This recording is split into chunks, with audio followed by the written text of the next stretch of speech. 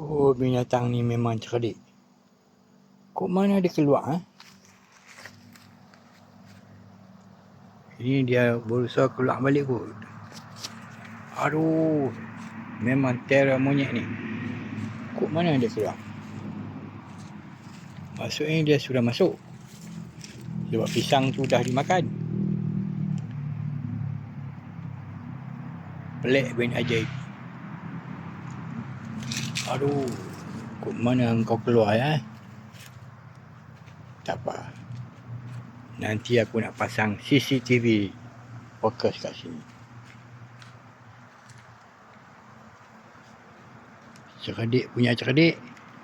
Kau dapat kat aku loko kepala. Oh, pengkhianat nombor 1 dunia. Kat mana kau keluar ya?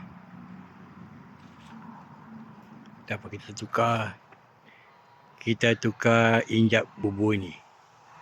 Kita tukar Lepas ni kita tukar. Tengok apa jadi lepas ni.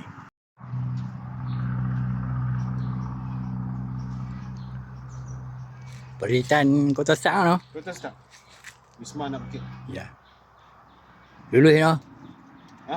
Lulus no pangkat Cuma kena perbaik. Kena bagi kukuh lagi. Ya. Kukuh lagi. Ya. Ha, kami tengok dulu. Tak, nanti cik.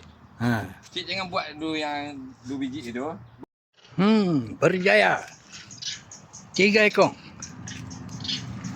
Tengok. 3 ekor. Tu sana geng tu. Dia punya bos. Ahmad, kau katok mampui. Tu dia tunggu dekat tengah hutan.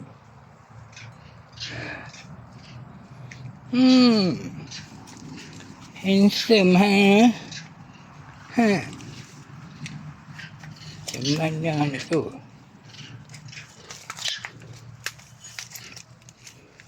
Tiga ekor.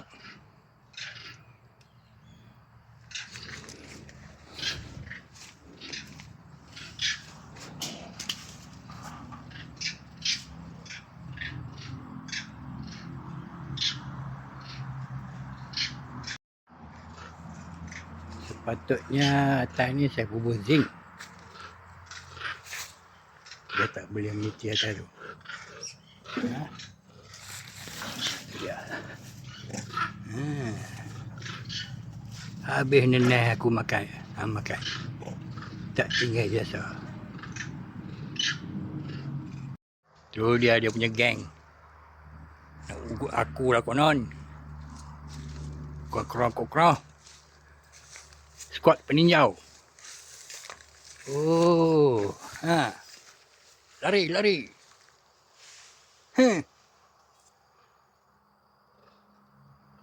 Hampa ingat aku takut.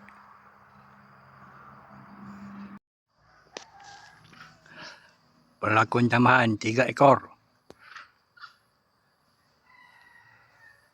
Budak kecil dapat. Orang tua tak dapat. Yang atas ni saya kena bubur zinc. Bahawa dia tak boleh mencakar.